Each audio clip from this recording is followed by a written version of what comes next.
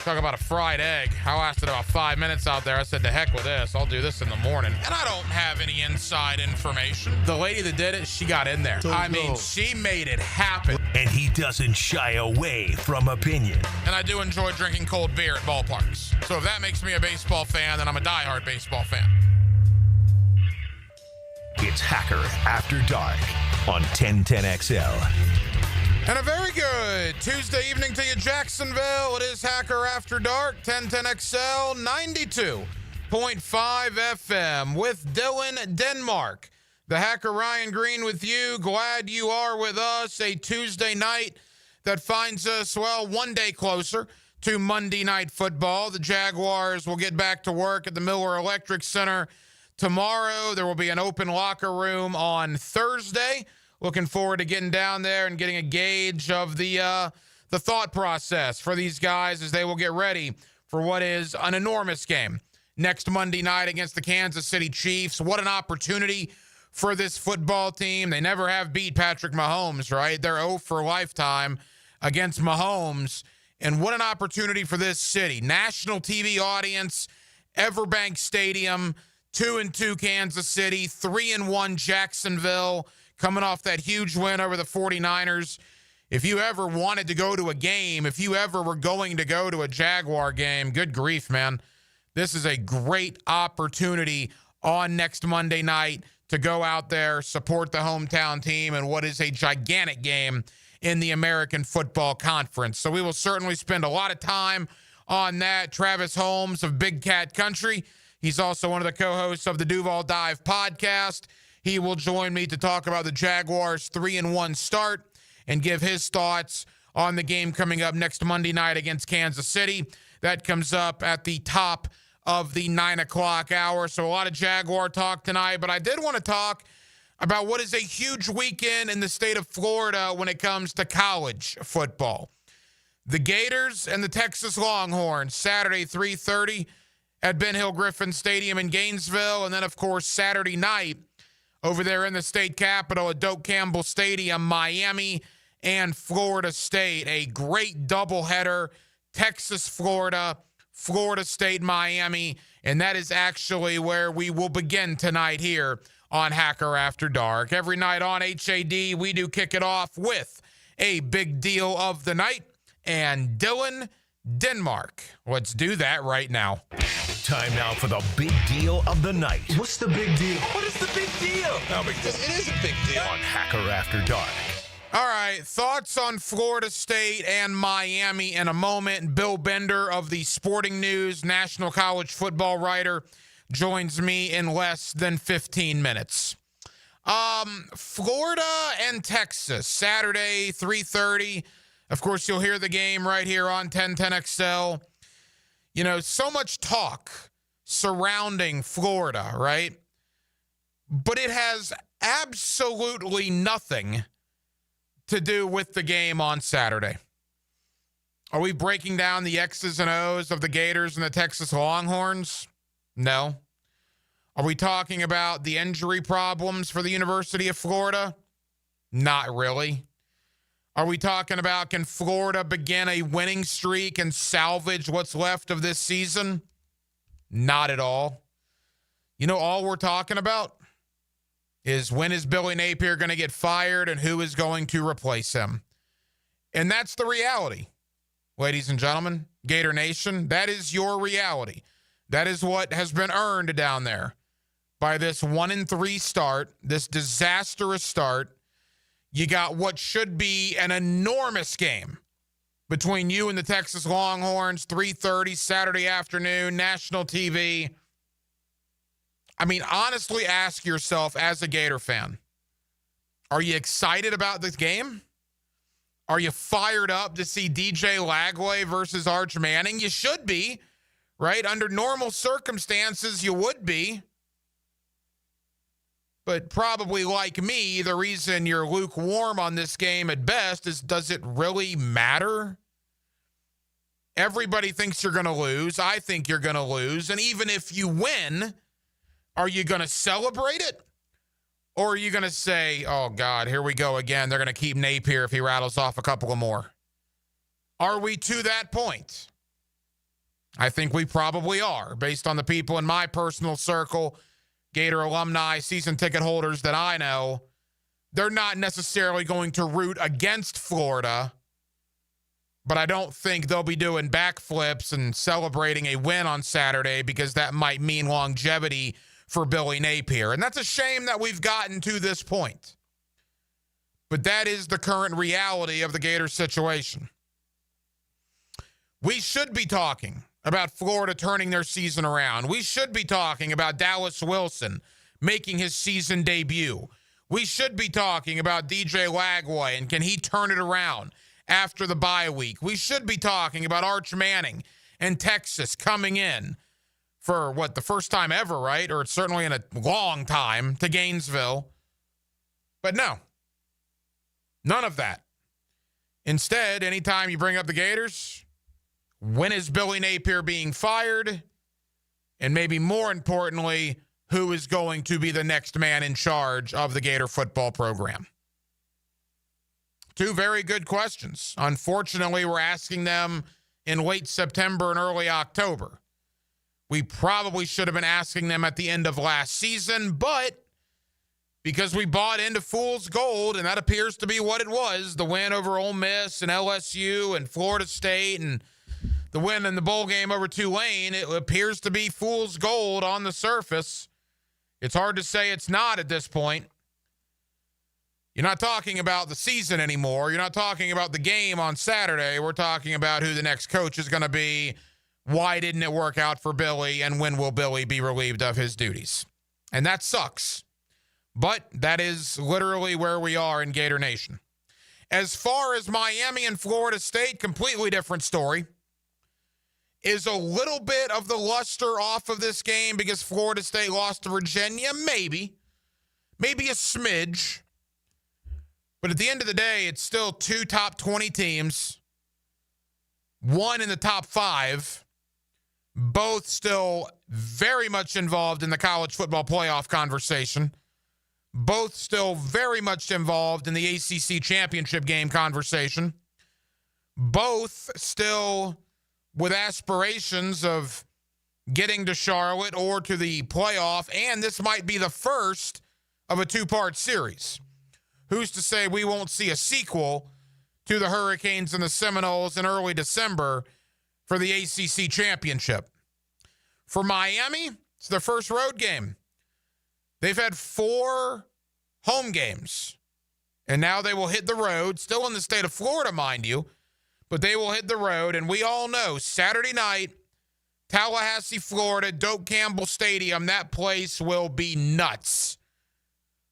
When Renegade and Osceola go out there and that spear is planted and that tomahawk chop starts, there's not a lot of places like Doak Campbell on a Saturday night. I think most people, even though if you do not like Florida State, you can attest to that Doak Campbell is a special place at night in a big game like this. For Florida State, it's simple. You let one get away against Virginia. You can erase that loss with a win over Miami. If you beat Miami on Saturday night, you're back in the top 10, and you will certainly control your destiny for a college football playoff. If you lose to Miami on Saturday night, well, then all of a sudden, you're 3-2, and people will then start talking about Mike Norvell again. Now, look, this clearly is Florida State's toughest game remaining, and it's not even close. With how Clemson has looked, with how Florida looks, NC State doesn't appear to be very good. Pitt has been down. This is it for the Noles. If you get past Miami, you are going to be the favorite, the clear favorite in every other game you play for the remainder of the season, or at least until a potential ACC championship game spot. And if you're Miami, you lost 2 road games last year that cost you the playoff. Will lightning hit again? Or if you're Carson Beck and this young Miami football team full of young guys, transfers, maybe the best defensive player in the country in Reuben Bain, Do you go to Tallahassee and do you take care of business? There is intrigue to me all over Miami and Florida State, much, much, much more than there is Texas and Florida. And just a little cherry on top, at least for me, and I imagine if you're a college football fan, it gets your attention. I love Vanderbilt, Alabama as well. I think that's terrific theater on Saturday. Alabama just coming off that win over Georgia. They're at home playing a Vanderbilt team that beat them last year. A little revenge on the mind of Alabama. And it's lowly Vanderbilt coming in, right? The Commodores, the laughing stock of the Southeastern Conference for years and years and years. Except this year, it's a top 15 Vanderbilt team with a Heisman Trophy candidate at quarterback. I am very intrigued about Vanderbilt and Alabama. So it's going to be a terrific Saturday of college football. I absolutely cannot wait. Let's talk about all of it. My buddy Bill Benders, a national college football columnist for the Sporting News. Bill's been doing it a long time. He is terrific at what he does. Let's talk Billy Napier's future. We're going to do it. Let's talk about who's going to replace Billy Napier. DJ Lagway's struggles, a little Florida State, Miami, a little Vanderbilt, Alabama, and more. Bill Bender, national college football columnist, Sporting News, joins me next on a Tuesday night here in Jacksonville, Florida. We're glad you're with us. It's Hacker After Dark. Every Friday in the fall is Pregame Friday. Is this what I think it is? Yes, it is. We'll get you ready for the games. Who's in, who's out. This is what I'm talking about. Built by Dreamfinders Homes. Homes built to fit your lifestyle on 1010XL. Bueller. Stay cooler with Bueller. Hey, Jason, thanks for coming over so quick. Sure thing, pal. What's the big... Whoa! See, I told you there was a smell. Yeah, it smells like... Exactly, or a dead one more like it. You need some fresh air in here. Well, this is the problem, Jason. I've kept everything sealed up tight all summer long so I don't lose all my nice cool air. Now all the dog smells and cooking smells and home gymnasium man cave smells are all building up and I can barely... Dude, where are the Bueller sunglasses I gave you? Oh, I don't know. They must be in my other... Put on my emergency pair. Whoa.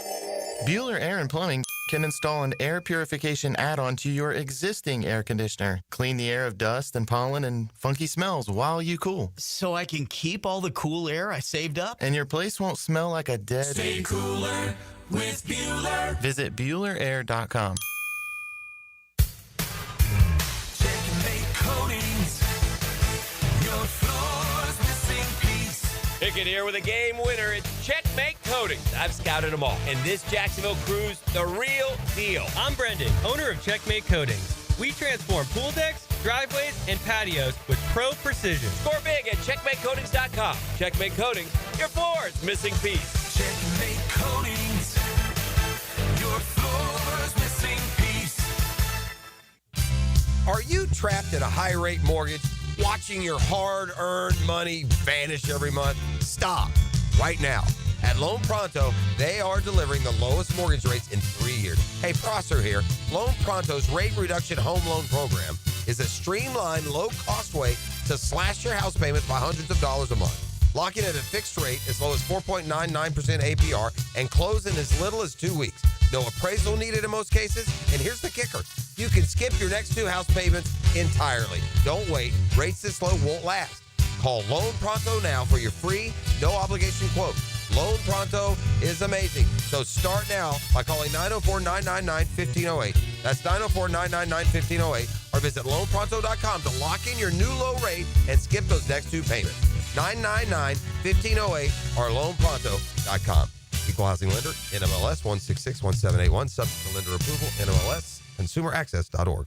Hey, Gator fans, Hickett here. Join me and Jeff Prosser for Swamp Sessions after the Texas game. We'll be at Voodoo Brewing in San Marco. We're giving away a Gators commemorative national championship basketball. Don't miss it this Saturday at Voodoo Brewing in San Marco. Let's go, Gators! Hey, this is Lauren Brooks. With over 1,600 five-star Google reviews, it was a no-brainer to have Closets by Design help us get organized at home. They create custom storage solutions for every space, lifestyle, and budget. From closets to garages to laundry rooms and more. Closets by Design will transform clutter into seamless organization. Call today to schedule a free in-home consultation and get 40% off plus an extra 15% off with free installation. But only until September 30th. 18 months financing is available. Call 904-878-9393 or visit closetsbydesign.com.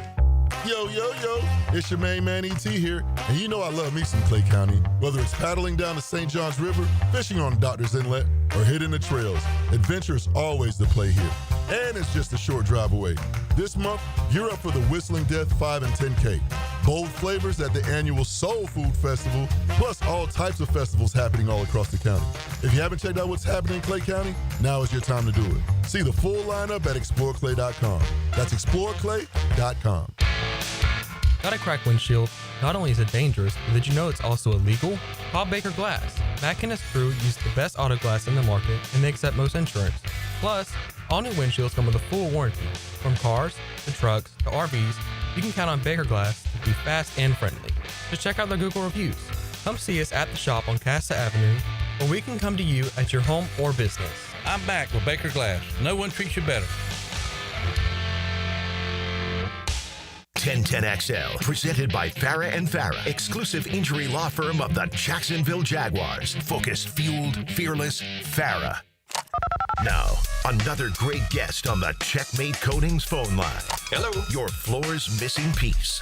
Back here on 1010XL and 92.5 FM in the city of Jacksonville. We are glad you are with us. Florida and Texas, 3:30 down in Gainesville on Saturday. Of course, you'll hear the game right here on 1010XL. And then Saturday night, biggest game in the state, no question, as the Miami Hurricanes travel to Tallahassee to take on Florida State. Two gigantic games. Let's talk about both of them with Bill Bender of the Sporting News, always kind enough to join us here on 1010XL in Jacksonville. Bill, how we doing? Yeah, I'm doing well. Thanks for having me on. Hey, Bill, we always appreciate the time. So the last time you and I spoke was about a month ago, and at that point, Florida was filled with hope and promise and aspirations of a college football playoff run. And since that time, Bill, those hopes and aspirations have been crushed and destroyed. In the span of 4 games, the Gators are 1-3. The offense is abysmal. The play calling is elementary. And DJ Lagway has been, well, quite frankly, awful. I'm not sure if I missed anything there. You can fill me in if you think I did. But, your reaction to Florida's disastrous start this year. Well, you say, isn't this where we say, other than that, how was the play? Yeah. The famous one-liner. But, it's been a struggle. And ever since that South Florida game, I think the frustration has to be that you're trying to pair a top 25 scoring defense. They've only allowed 16 points per game. And I watched them, and they play hard with a stop and start turnover prone offense that hasn't been able to get it done. And it seems like it's not Groundhog Day, but like Groundhog Year of sorts with Billy Napier, because you're like, okay, when are they going to do this? And then they get into November, and who knows, they go on a run. But some of those losses were frustrating. I bet I'm not a Florida fan, but maybe the Miami game might have been the most frustrating of all, because they actually played well enough on defense for the most part to win that game. Bill, there's no doubt it's when, not if, at least in my opinion, that Billy will be shown the door. And we'll get to maybe who could replace him in a moment. But in your opinion, why did it not work out for Billy Napier in Gainesville? What went wrong there? I don't know. I can't, that's a horrible answer for radio. I understand that, because everything, when he came in, I'm like, okay, this dude has got Saban experience, got, Dabo experience, Kirby experience. He was from the right coaching trees, and they just haven't gotten going. And the early season starts have been bad. So I am stunned that it didn't work out. I know Florida's tried several different coaches since Urban Meyer. We don't have to go through all of them, but you give enough of them time and they typically do well, but they've given Billy Napier time and it's just not working out. Bill Bender of the Sporting News. Down here, it's not even really about the Texas game, which is unfortunate. It's Texas's first trip to Gainesville. maybe ever. I mean, certainly in decades. And that should be the story this week. But now the story is, well, who's going to replace Billy Napier? And Gator fans make no bones about it. They want Lane Kiffin. I'm telling them to live in reality, Bill. And I just don't think Lane Kiffin is going to be the next coach of Florida. What's your thought? I mean, I would make the call and see if it would work. He would be a guy I would call. I would make a call to Dan Lanning. I don't know that call would work. I think Dan Lanning is, for Florida fans looking for the next Spurrier, he's kind of that guy. Got a little hint of that in him in the Big Ten, but I don't know if he's leaving Oregon. So that leaves, the other options, guys like ranging from John Sumrall at Tulane, who Kentucky's probably going to kick around, Rhett Lashley at SMU. Arkansas may go after him, and none of these names are going to be, I don't know. You tell me, man, what is a satisfactory name other than Lane, Dan Lanning, and I'll throw a wild card just because the guy just continues to win, a guy like Kurt Signetti, who has just dominated on the win column at the very least. See, that's what I think. It's interesting that you bring up those names because Gator fans, they want to be wowed, right? They want to be dazzled. I'm over that. I just want to win some freaking games, right? That's where I think the mindset should be. I got a name for you, and I know it's a name that's being kicked around in Gainesville. At least I've been told that it's a name that is thought of at least in high regard in Gainesville. What about Brent Key at Georgia Tech? I absolutely love what he's been able to accomplish at Georgia Tech. If that's the way you want to go, and that means you're going to be offensive line, tough, maybe not it would be nothing like fun and gun, but if your idea of building a culture and they're not just a giant killer, I really like what he's been able to do with Haynes King. That's not the worst name in the world at all. But, I think he's one of those going to be tough to prime away from his alma mater guys. And that's another factor when you're dealing with that, right? He loves Georgia Tech.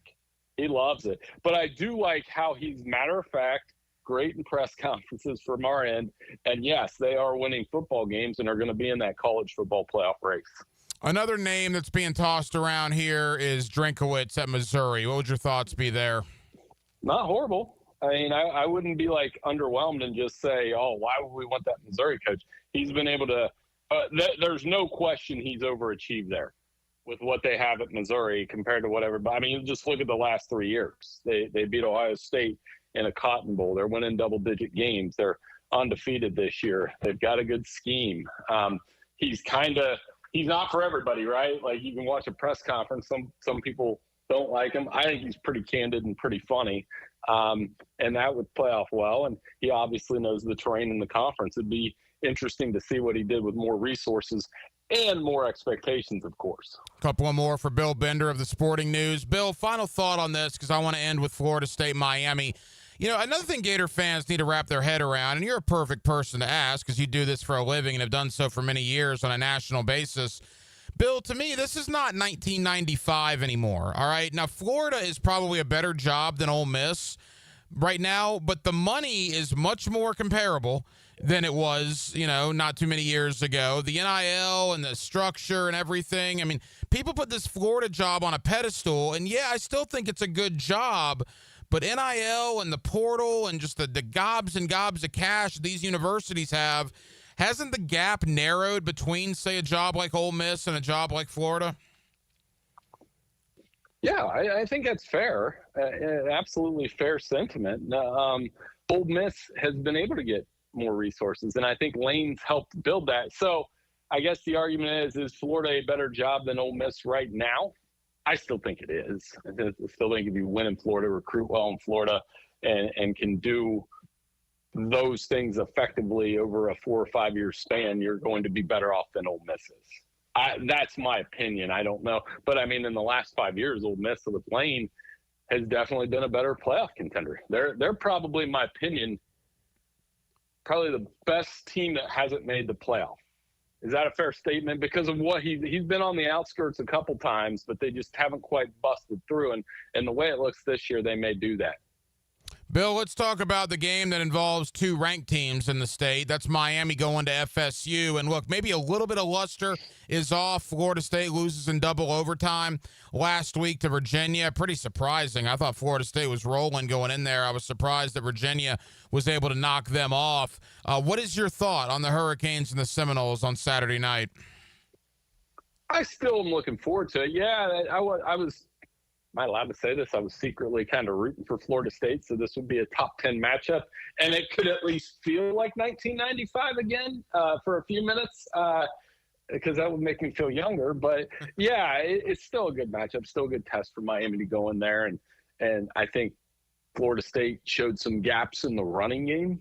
Giving in the run defense, allowing Virginia to have those time-consuming drives in the second half, especially I think it was like a 13-play drive where Virginia went for it on fourth down a couple times.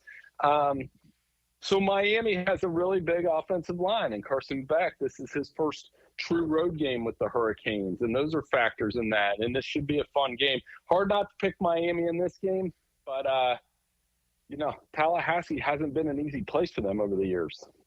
Doak Campbell Stadium on a Saturday night is always a tough environment to go into, no question about that. And if you look at Miami's schedule, boy, Bill, if they get past Florida State and they get a W there, there's not a lot of obstacles in their way moving forward.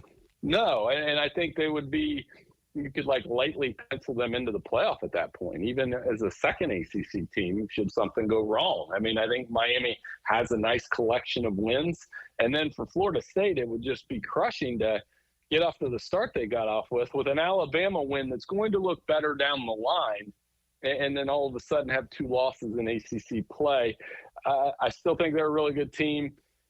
I like the offense around Castellanos. They can run the ball if they can run the ball against Miami, that's common sense, but I'm talking like 4 and 5 yards of carry and not just like 2 and 3, then they might have a chance here.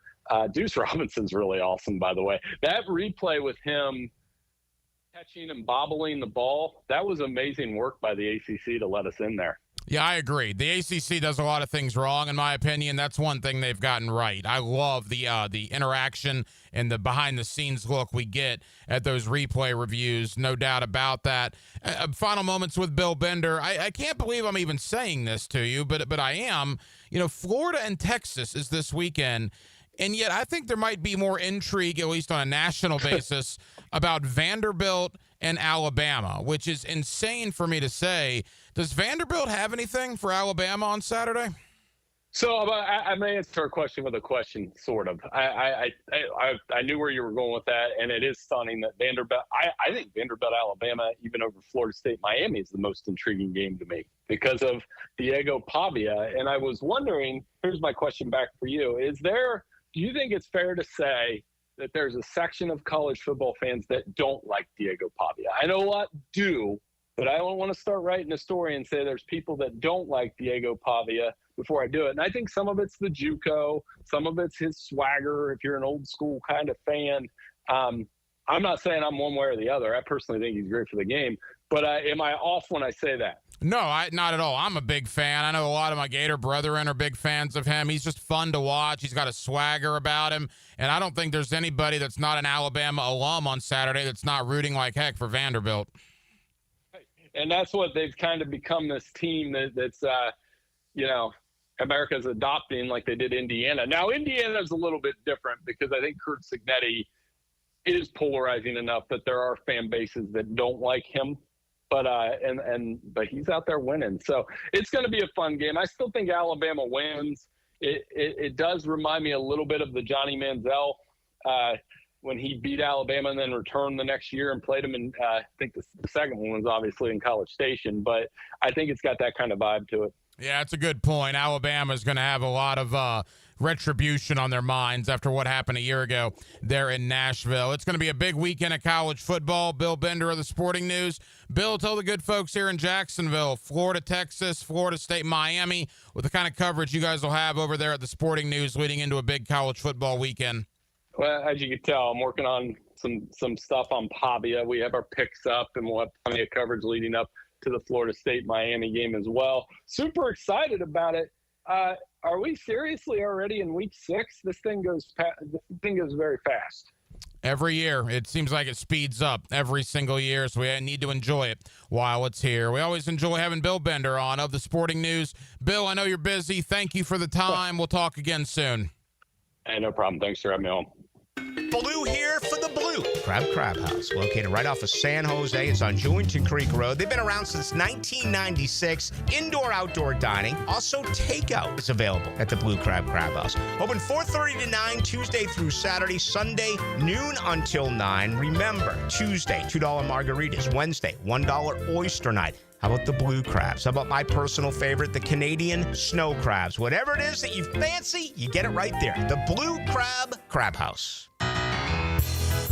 David Lane here, and once again, I'm happy to share news of my success with back and knee surgeries at Southeast Orthopedic Specialist. Whatever it is that's bothering you, take it from me.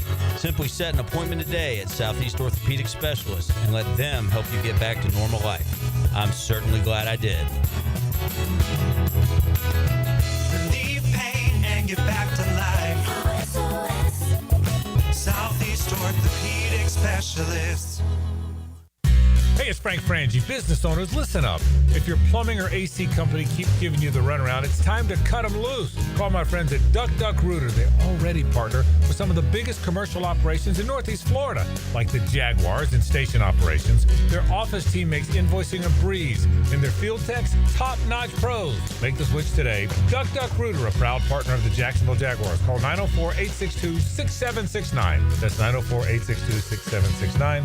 Tell them Frank sent you. Hey, David again here with Royal Pest Services. It's that time of year when rodents start making their way into our homes. Layson, tell them what they need to get in. A quarter-size hole. That's right. That's all they need. Hey, tell them where to go for a free attic and exterior inspection. Visit RoyalPestServices.com. Brian Wall here. Would you take your paycheck, go to the bank, cash it, and then simply throw it up in the air? I didn't think so. But in a way, over the years, that is exactly what you're doing if you have old or builder-grade windows in your home. Even if you have a brand new home, those windows are not the best windows you can have to save on your energy bills. Window World has sold millions of replacement windows to homeowners like you, and Window World's customer satisfaction is the highest in the business.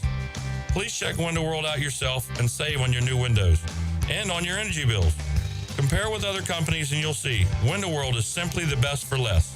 It's up to you. You can call Window World and get a free estimate, get the best guarantee in the window replacement business, save money on your new windows, and save more on your energy bills.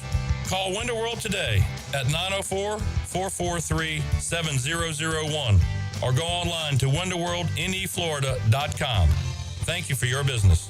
Window World also offers energy-efficient doors. It's time to get up and go to the Jacksonville Fall RV Show, Thursday through Sunday, October 2nd through 5th at the Jacksonville Equestrian Center, with hundreds of RVs on display with lifestyle booths, and register to win $250 gift cards every day. It's Northeast Florida's largest RV show, Thursday through Saturday, 10 to 5, Sunday, 10 to 4. Adults, $10. Kids under 12, free. Seniors get half off on Thursday. Military and first responders, half off every day. It's the Jacksonville Fall RV Show. Jacksonville, All Elite Wrestling is coming home to Daly's Place for 2 huge nights. Dynamite Title Tuesday, October 7th, and a special Wednesday Collision, October 8th. Feel the real as the greatest professional wrestlers in the world deliver a homecoming to remember. Championships at stake on a Tuesday, and stars collide on a special night. It's AEW's Homecoming with Dynamite Title Tuesday, October 7th, and Collision October 8th. Tickets on sale now, starting at $20 at AEWTIX.com. Hey, it's Lauren Brooks. Looking and feeling great isn't just for women. Hello Smooth Med Spa has something for everyone. Laser hair removal, wrinkle smoothing, skincare, and more. With over 400 plus 5-star reviews and over a decade in business, they know their stuff. Book now at HelloSmooth.com. 1010XL, presented by Farah and Farah, exclusive injury law firm of the Jacksonville Jaguars. Still, present, ready. Farah doesn't flinch. Hacker After Dark on 1010XL. Yes, it is. Again, thank you to Bill Bender of the Sporting News, previewing a big weekend of college football for us here on Hacker After Dark. It's going to be a big weekend of the National Football League. Week 5 kicks off in less than 48 hours. Our friends in San Francisco lead it off. The 49ers, after that physical game in their loss to Jacksonville, they have to turn right back around and play a huge NFC West game against the LA Rams. That comes up Thursday night, and according to General Manager John Lynch of the 49ers, a lot of question marks as to player availability. Brock Purdy, Ricky Pearsall, Jawan Jennings, all were somewhat banged up against Jacksonville. All are questionable for the Rams game. That's what I brought up last week. You know, look, obviously you want to win every game, but if you're San Francisco, what's more important? Beating an AFC team in Jacksonville or beating an NFC West rival in the Rams? Well, the more important game is clearly the Rams game. So you play your guys against Jacksonville, fair enough. You want to win every game, but you lose, and on top of that, you got guys injured that now may not be able to play against the Rams. In hindsight, would have been a good idea to maybe sit some of those guys out. We'll see. But a big game in the NFC West will kick off Week 5 coming up beginning on Thursday night. Boy, awful news in Miami. That injury, you knew it was bad last night when you saw it. Tyreek Hill, dislocated knee, tore a bunch of ligaments, including an ACL, has already had surgery. He was taken to a hospital last night, already had surgery, obviously out for the rest of this year. In Denmark, you got to wonder with Tyreek Hill's age, he's over the age of 30, obviously. You have an injury like that, you wonder if Tyreek Hill will ever be the same for the remainder of his NFL career. Yeah, probably not. He's probably going to be like one of those guys like DeAndre Hopkins or, you know, one of those older veteran receivers that you see just hop from team to team. It wouldn't surprise me if a team like the Chiefs, you know, they reunite after this season and, you know, they sign for a one-year deal, something like that. Yeah, it would be interesting to see. But you talk about the injuries, man. Tyreek Hill in Miami out for the year. Malik Neighbors with the New York Giants out for the year. We know about Nick Bosa in San Francisco out for the year. Joe Burrow in Cincinnati gets injured already this season. We've had injuries for Jaden Daniels, J.J. McCarthy. Now Lamar Jackson's got a hamstring. Denmark, we ask this every year, it seems like, but it continues to be a topic. Early in the season, all these injuries, we know a lot of the stars don't play in the preseason. We know a lot of the stars, quite frankly, don't get that much work in joint practices or padded practices in training camp. Does the lack of activity for the stars in the offseason attribute to these injuries early on in the month of September? That's the main part, and a lot of it is, you know, sometimes they're not taking care of themselves properly. I mean, they negotiated this in that last CBA, whatever it was, 2011, and, you know, they said we want less practice times, okay? So you get that, and you have less physical practices, and we all know football games are like car accidents, and the only way to prepare for one is for you to continually do it over and over again in the off season, and they don't do that anymore. I mean, how many practices? You're at training camp every day. How many times do you see them practice and tackle to the ground? Not many. Now I do think Cohen did it more than Doug Peterson did last year, but having said that, it still was not very many. And every team is like that. You see a bunch of injuries and critical injuries to begin the year. Boy, speaking of Baltimore, not only Lamar Jackson, but Roquan Smith. And Baltimore plays Houston on Sunday. The Texans are going to get lucky here. They're probably not going to have to see Lamar Jackson. They're not going to have to see Roquan Smith.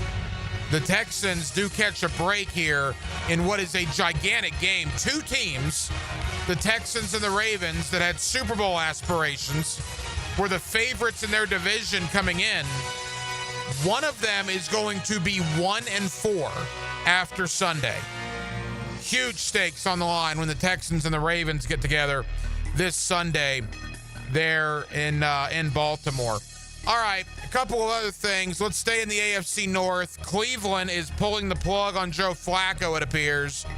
Rumors out of Cleveland seem to suggest that Dylan Gabriel, not Shedeur Sanders, but Dylan Gabriel, potentially will start Week 5 for the Cleveland Browns. Why not at this point? They're 1-3. The offense hasn't done very much. Keep in mind, the one game Cleveland won was a 13-10 defensive battle and a win over Green Bay in which the Packers missed a kick and Cleveland made a kick in the final 30 seconds. Flacco just has not gotten a lot done. Cleveland's obviously in a rebuild. You throw Gabriel out there to see.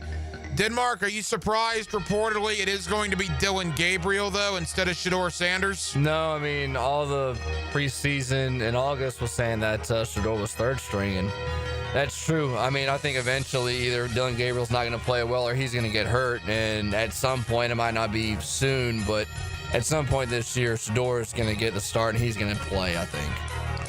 Robert Saleh spoke today out in San Francisco in regards to the Liam Cohen situation. Again, the 49ers have an early game, a Thursday game, so everything's moved up for them. So Saleh spoke today, tried to clear the air a little bit. I'm paraphrasing here, but basically Saleh said that he stands by his thought process and what he conveyed last week about the Jaguars getting their players in advantageous situations, but he does regret the choice of words that he used. Said he has not contacted Liam Cohen, no apology or anything. Obviously, words were exchanged on Sunday. I appreciate Saleh saying that. And what got me, and it was frustrating, and I vented this last night in my open there one night ago, was I sort of understand what Saleh was saying, but the way he said it was ridiculous. And to suggest nationally by all the national pundits, oh, well, Robert Saleh was paying them a compliment. Maybe his thought process was paying Liam Cohen a compliment, but his words were not. When you use the term stealing, all right, that in and of itself, the word itself, stealing, it's not a compliment. I'm sorry. If he would have said film study, if he would have said film breakdown, if he would have said, there was a million other things he could have said to convey what he was trying to say. All right, that's fine. But don't tell me it's a compliment when you use the term stealing to talk about what your opponent is doing to get their players in a, quote, advantageous position. Saleh admitted it was a poor choice of words. I agree with Robert Saleh. It was a poor choice of words. And we move on. He did wish Jacksonville the best moving forward this year. We'll see if Liam Cohen has anything to add to that later in the week. And that should be the end of the Liam Cohen, Robert Saleh saga. And then finally, of course, we're getting ready. Jaguars Chiefs, Monday Night Football, Everbank Stadium. Boy, what an atmosphere that should be. I know there are still some tickets available. If you're ever going to go to a Jaguar game, are you kidding me? The 2-2 Chiefs, the 3-1 Jaguars, Monday night, national TV. A huge opportunity for the hometown Jaguars against Patrick Mahomes, a guy they have never beaten. They haven't beat Kansas City in forever. Boy, they knock off the Chiefs on Monday night. Whew. The statement that'll send to the rest of the National Football League. More on the NFL coming up in less than 20 minutes. Travis Holmes, Big Cat Country, and the Duval Dive podcast joins me to talk about the Jaguars' 3-1 start. Jacksonville, we're with you till 10 o'clock. We're glad you're with us. Hacker After Dark rolls on right here on 1010XL and 92.5 FM. 1010XL is your home for play-by-play of Bishop Kenny football. The Crusaders take a trip to Tally to battle the Raiders in a Friday night football fight. Bishop Kenny Rickards, 7 o'clock on 1010XL. The experts at AMCO have been fixing cars for almost 60 years. Over that time, they've gotten more complex than ever. That's why our techs undergo rigorous training and certifications, so they can fix anything, including the most complicated repairs that come with some of the latest technologies. After 60 years, there's nothing we haven't seen or fixed. It's how we know cars inside and out. Money tight? We can finance almost anybody. Find the AMCO transmissions nearest you at amcojacksonville.com. What defines a hero? Dedication, loyalty, courage. Every day at AMCO, we serve heroes. For over 60 years, we've repaired and maintained the most critical public service vehicles. From complex transmissions to simple brake jobs with flexible financing and the extra safety precautions we need. The heroes we serve don't all wear uniforms. They're people like you. At AMCO, we're proud to serve all of you. AA, MCO. Family owned and operated in Jacksonville, Orange Park, St. Augustine, and St. Mary's, Georgia. Here's a health and wellness tip from orthopedic specialists of Jacksonville. Every joint in the body was designed for movement. Inactivity can cause stiffness, weakness, weight gain, and decrease in overall balance. So you should strive for at least 30 minutes a day of exercises that promote flexibility like yoga, strengthening with weights, and cardiovascular fitness like walking, swimming, or biking. The more you move, the better you will feel, and your overall health will benefit. Let's get healthy, Jacks. Go Jags. Stay healthy with orthopedic specialists of Jacksonville. If you want to sell your home, or you're worried about selling your home, or you've had trouble selling your home, let me give you the hotline to the help you need. That's the hotline to Chad and Sandy. 904-414-6200, chadandsandy.com. Area homes are selling, but you got to get the right price, and you need the right marketing, the proven systems. Chad and Sandy hit every base for you. Need to sell now? Instant offers coming. Fast, easy, stress-free. You want max price? Chad and Sandy bring your home to market with unmatched exposure, whether you're buying or selling. Fast or max cash, Chad and Sandy have the proven plan guaranteed. And how about this promise? Chad and Sandy guarantee your home sold at an agreed-upon price and deadline, or they will buy it. No required costly repairs. They are the real estate experts you can trust. So call them today at 904-414-6200 or go to chadandsandy.com. That's Chad, A-N-D, Sandy.com. Fish know where to hide. Captain Kevin knows how to find them. That's a big one. Listen for the Wing Power Fishing Forecast Show, brought to you by Awaken 180 Weight Loss and Royal Pest Services. Thursday nights at 6 on 1010XL AM. Get ready. Monday Night Football is coming to Everbank Stadium October 6th. And this is a matchup you won't want to miss. Your Jacksonville Jaguars are throwing it back in their Prowler jersey as they take on the Kansas City Chiefs under the primetime lights. Don't wait. Be a part of the action. Get your tickets now by visiting us online at jaguars.com/tickets or call 904-633-2000. We can't wait to see you at the bank for primetime football. Here's your 1010XL community calendar of local events and nonprofit groups helping people here at home. Laugh to defeat prostate cancer at the Comedy and Cocktails Awareness event featuring music, food, drinks, and of course comedy. October 2nd at the Jesse Ball DuPont Center. It's an evening of connection, laughter, and friendly competition, celebrating the creativity and resilience of our community with costumes, bowling, and prizes. To find out more about the Community Bowling Costume Party October 24th, contact Rebel Recovery. Find out how you can be part of the cure for blood cancer at the Light the Night Walk at Five Star Ballpark November 22nd. Take the first step at lightthenight.org. Trinity Rescue Mission helps the Jacksonville homeless community find the road to recovery by providing food and shelter, skills to enter the workforce, and breaking the homeless cycle. Learn about Trinity Rescue Mission at trinityrescue.org. You can find out how to share your community event at 1010XL.com. 1010XL, presented by Farah and Farah, exclusive injury law firm of the Jacksonville Jaguars. When it's game time, Farah doesn't flinch. Hacker After Dark on 1010XL. With you till 10 o'clock, back into the National Football League in about, less than 10 minutes. Travis Holmes, Big Cat Country, also the co-host of the Duval Dive podcast. He joins me as we talk about the Jaguars' 3-1 start on the year. And the big one coming up 1 week from last night, 6 nights from now, Everbank Stadium, Monday Night Football, the Jaguars and the Kansas City Chiefs.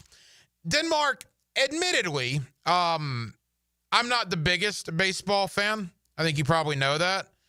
I try to be during the offseason, but once training camp rolls around, it's football, football, football. So I will admit that before I ask you this question, because I don't know if you're a much bigger baseball fan than I am, but you're certainly a bigger baseball fan than I am. That's fair. The last baseball game I watched fully was the game I went to in Denver in mid-June. Right. Okay. So So we're not the two best guys to be having this conversation, but you're certainly more of a baseball guy than I am. I mean, you're a Braves fan, right? You keep track Correct. of them at least. Yes. All right. I obviously knew this because of what I do. In the rare event in the month of September, we actually talk baseball on this radio station, or at least on my radio show. I've learned over the years that it's one thing to talk about what you like, but you really need to talk about what people want to listen to. I would talk NBA till I'm blue in the face.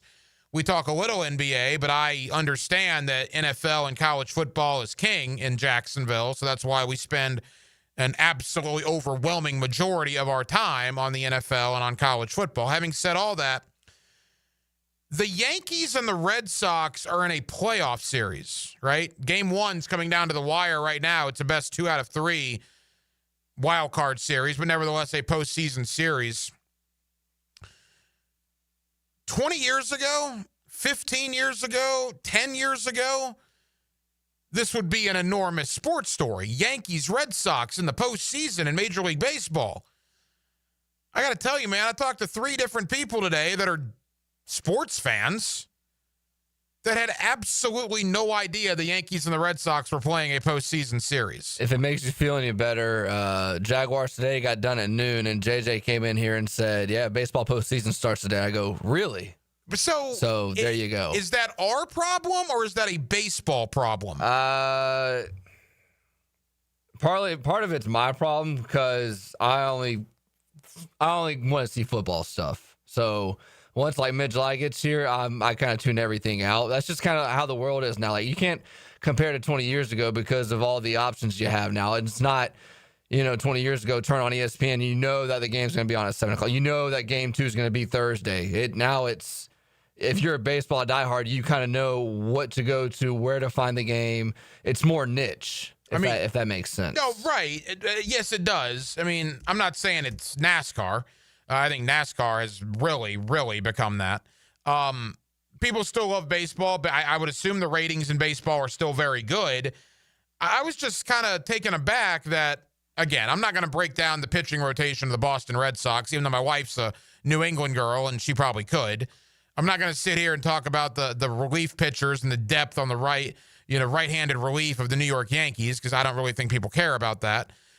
But the Yankees-Red Sox postseason baseball has always been an enormous deal, yet I find myself today talking to people that I genuinely think are pretty good sports fans that I know that absolutely had no idea that A, the postseason started today, or that B, the Yankees were playing the Red Sox in a postseason series. I just was taken a little bit aback by that. And I do think the 12 teams in the baseball playoffs, again, I'm not a baseball purist, obviously, by any stretch of the imagination. But 12 teams getting in, I mean, that's getting to be a little much, is it not? What I loved about baseball, look, I was okay with the wild card where 4 teams from each league got in, and that's 8 total. But now you got 12 teams in. I mean, we're getting close to, 42% of the league gets in the postseason. I don't know. I just think from a baseball point of view, they've certainly got away from the roots, right? They've changed the DL, the DH thing. They've changed, extra innings where guys start on second. They don't let you shift anymore. You got 12 teams in the playoffs now. And I know the pitching clock. And I just wonder if all of these changes to the game over the last 2, 3, 4 years is affecting the popularity of the game for the casual fan. I would say it's helped, but if you look at the ratings from the last couple of years, the games are a little faster. But baseball it's became boring over the last, 10 or so years because it's either a strikeout or a home run. And, people want to see action. A lot of baseball purists hate when you go to extra innings, at the start of the inning, you have a base runner at second base. And, the fan wants to see that because they want to see action. So it's one of those things where, everything in football is catered to the offense. Basketball is catered to the offense. How can baseball cater to the offense? And they're trying to, fix that right now. For those of you so inclined, the Tigers beat the Guardians 2-1 today. They lead that series 1-0. The Cubs over the Padres. I watched a little bit of that from Wrigley earlier today. Cubs lead that series 1-0. Later on tonight, the Reds and the Dodgers in Game 1. And, of course, the Red Sox-Yankees. Sox lead 2-1, top 9 in the Bronx. They got a runner on second, nobody out. Can you get a little bit of insurance? Again, Red Sox-Yankees, top 9. Sox lead 2-1 with a runner on second. Halftime, Hacker After Dark. 1 hour down, 1 hour to go. We'll take you up till 10 o'clock as we do every night. Coming up next, back end of the Jacksonville Jaguars. Back end to one of the best starts the Jaguars have had in nearly 2 decades. 3-1 is where they sit through 4 games with Patrick Mahomes, Andy Reid, and the Kansas City Chiefs coming in next Monday night. Travis Holmes of Big Cat Country is also the co-host of the Duval Dive podcast. Let's look back on the first month of the regular season here in Jacksonville. Travis Holmes next, right here on Hacker After Dark. Get national insight from a local legend. I know exactly who this man is. Mike Duraco. And we get his insight every Thursday from 10 to noon on Jaguars Today with Mike Dempsey and Fat Tony. Written by Lee and Kate's Glass on 1010XL. Hey, bro, weirdest thing is happening at the game. Every time I crack a Bud Light, we score a touchdown. I think I'm some kind of football prophet. Bud Light, the official beer sponsor of the NFL. Stock up today. Enjoy responsibly. Copyright 2025 Anheuser-Busch Bud Light Beer, St. Louis, Missouri. This is Jaguar Hall of Famer Tony Baselli telling you about Heritage of North Florida, Jacksonville's premier roofing and home remodeling company. With over 25 years of trusted experience, Heritage of North Florida has built a reputation for quality, reliability, and craftsmanship. Whether you need a new roof or updating your kitchen or bathroom, trust the pros at Heritage of North Florida to create the perfect place to call home. Mention Jaguars to get $1,500 off your next roof or kitchen remodel when you go to heritagenfl.com. Go Jags. This Day in Sports History is brought to you by Southeast Orthopedic Specialists. On September 30th, 1992, George Brett gets hit number 3,000. If you're 55 or older and into that whole saving money thing, T-Mobile has an exclusive phone and internet bundle just for you. Right now, get 2 unlimited phone lines plus 5G home internet for just $30 each per month with autopay, plus taxes and fees. And with 5G home internet, setup is easy with just 1 cord and no technician needed, which is great if you're also into that whole keeping it simple thing. Switch now and experience the best mobile network in the U.S. Visit your local store to start saving. T-Mobile, it's better over here. Based on analysis by Ookla of speed test intelligence data Q4 2024 to Q1 2025. Ookla trademarks used under license. Unlimited on our network. Customers on voice plan may notice speeds lower than other customers and further reduction if using more than 50 gigs a month due to data prioritization. Video streams and SD on this plan. Home internet pricing after $20 a monthly bill credit plus $5 per line without autopay. Debit or bank account required. See 5G device coverage and access details at T-Mobile.com. Home of the Jaguars. WJXL AM Jacksonville Beach. WJXL FM Jacksonville Beach. Frank Frangie here. TopDressing.com commercials stick with me. They claim to turn St. Augustine grass into championship turf. Well, I'm going to try it at my Jacksonville Golf and Country Club home. You know I'm a golf lover. Top Dressing evens surfaces, promotes growth, repels pests. Staff's white glove, prompt, knowledgeable. My yard transformation starts soon. So visit TopDressing.com and see what all the hype's all about. I'm telling you, I'm in. Call these guys today. Dress your lawn like the pros with TopDressing.com today. Hey Jacksonville, Rick Ballou here. Small business owners need trucks and vans to keep your business moving? Jacksonville Chrysler, Jeep, Dodge, Ram Westside has Ram 1500s to heavy-duty 2500s, ProMasters, and custom uplifts ready to work. Visit them on Commonwealth Avenue or go online to jackswest.com. Jacksonville Chrysler, Jeep, Dodge, Ram Westside, proud partner of the Jacksonville Jaguars and your local partner for work-ready vehicles. Helmets and Heels is returning to Vegas. If you're heading out for the big game, join us at Circa Resort and Casino this October for a Halloween weekend football getaway, featuring Circa room discounts and a huddle up for everyone in the teal and black. Meet Helmets and Heels Friday night, October 31st, then hit the Circa Stadium Swim with temperature-controlled pools and a massive betting screen. For Circa room discounts and more information, visit the 1010XL webpage or circalasvegas.com/huddleup-up. Hi, folks. Jason Parker here with Performance Painting. Ever wonder what to do with leftover paint that you don't want? Here's a few options. Paint can be placed in the regular trash if it's dry. Simply stir in kitty litter to a thick consistency. Then wait a few days with the lid off till it dries. Also, if the paint is good, there's many charities or churches that would love to have it. If you'd like more tips or have a project, we'd love to help. Go to performance-painting.com. Performance Painting. Repair, protect, preserve. Performance Painting.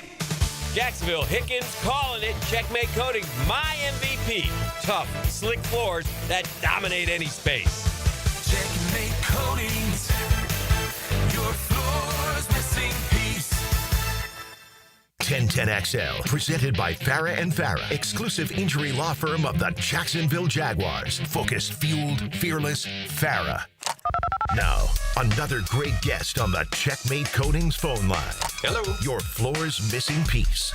Back here on 1010XL at 92.5 FM in the city of Jacksonville. We are glad you are with us. The Jaguars and the Chiefs next Monday night.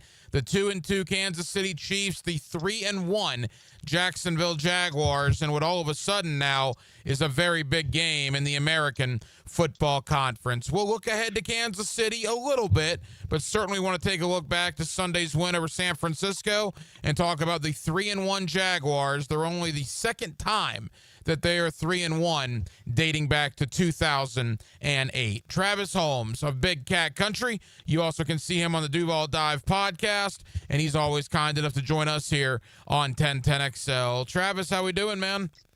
Oh man, it's a great week in Duval County. So I'm living well right now. Boy, it was a great win against San Francisco. It's a game that, again, kind of like Houston, almost got away, and then the defense made an unbelievable play late in the game. Travis, I think last year, by and large, a majority of the last 10 years, they lose the Houston game and they lose the San Francisco game in the fourth quarter. Yet this year they won both of them. That certainly shows growth in what Liam Cohen is trying to build here. Oh, absolutely. It shows growth, but it also shows that they're starting out hot. And this isn't the 2024 Tampa Bay Buccaneers or the Los Angeles Rams. I want to be very clear in saying what it is versus what it isn't, because it's its own new thing. It's a different thing. It's these guys are learning and trying to figure out, how to win and how to kind of put these things together and stack those wins. But they are, for the most part, starting very well in the vast majority of these games, even when they're only up 6-0 or 9-0 or whatever the score is. They were up 17-6 at the half, and I think most people in Duval County would probably say that wasn't even an A game performance. Situationally, a few third down issues and the final series going into the half. Like there are a few points still left on the field potentially in that scenario, and you can still say, oh, yeah, that was a good half. Now, there is a conversation that should be had around that third quarter, those third quarter issues that we've seen right now so far in these first four games. But nevertheless, you take the wins when you can get them. And I think this Jaguars team has shown you that they're pretty consistently at least controlling the game for the most part. Travis, they forced 13 turnovers in 4 games. That's crazy to think about. 13 forced turnovers when they had 9 the entirety of 2024. Why are they so good at turning the opponent over right now? Well, I've been arguing this since the preseason. I had this argument with a few different people in the media so far early on that I thought that they were going to be a dominant defense as far as turning the ball over. I wasn't 100% sure if they were going to be able to do the small things right because, again, I didn't know what to expect from Anthony Campanelli overall. Didn't really know what to expect as far as the personnel was concerned, especially with the early injuries, guys like Monteric Brown competing with Jarian Jones, things of that nature. But if you're in practice, you are. Many of the fans, even through training camp, you're in practice. You see the fact that defense is practicing punching the ball out 2 to 3 periods per practice. You see them actually practicing the peanut punches. They're practicing trailing on the play. They're practicing the hustling surrounding the turnovers in all of the different position groups. And folks, I think, may assume that that's normal for all NFL teams, but I'm going to tell you that is not the case. Like some coaching staffs, they'll just give you that one drill, that one series, that one period per practice, and then they kind of go on to their next thing. But these guys are serious about turnovers, and it seems very obvious from the results on the field, the results in the preseason, even when, occasionally folks would get a little mad. Like, why is the Jaguars offense putting the ball on the ground so much? You had one practice with Bashaw Tootin fumble. You had another one with Kaiser punching out on a tight end. I'm remembering all the different practices. But now you're seeing other teams do the exact same thing because maybe it's not the players on the Jaguars messing up. Maybe it's the other guys on the defense just doing very dang well at see ball, get ball, finding a way to get it out. These guys are hungry, and I'm really appreciating it from Campanelli's group.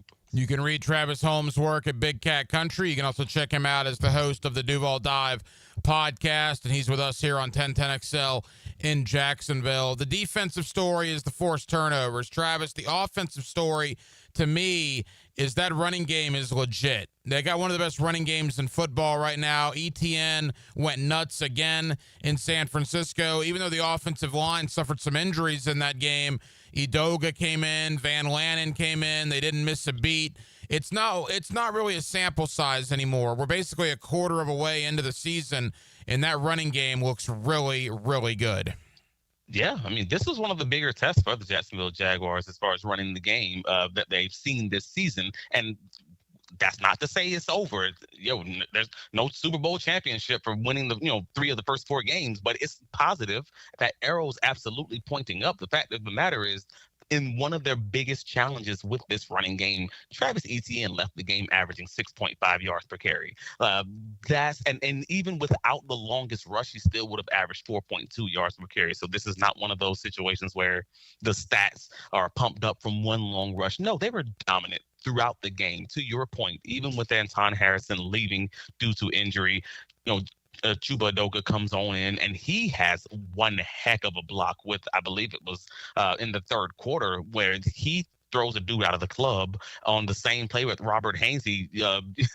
Robert Hainsey just pushes Fred Warner out of the screen also, and I saw it on replay. I'm just like, ooh, it's one of those plays. So they are nasty both on offense and on defense, but in reference to that run game, in reference to that O-line, they aren't playing. I think they truly are legitimate, and I think folks may not want to necessarily say it yet, just having that PTSD from not wanting to have hope, not wanting to believe, if you're talking about the Duval Devout, the fan base. But I think it's legitimate. And I know, again, there's a little bit of angst trying to say that out loud. Like, all right, I believe, but the film says I believe right now. This offensive line is finding ways to move guys, and it's impressive.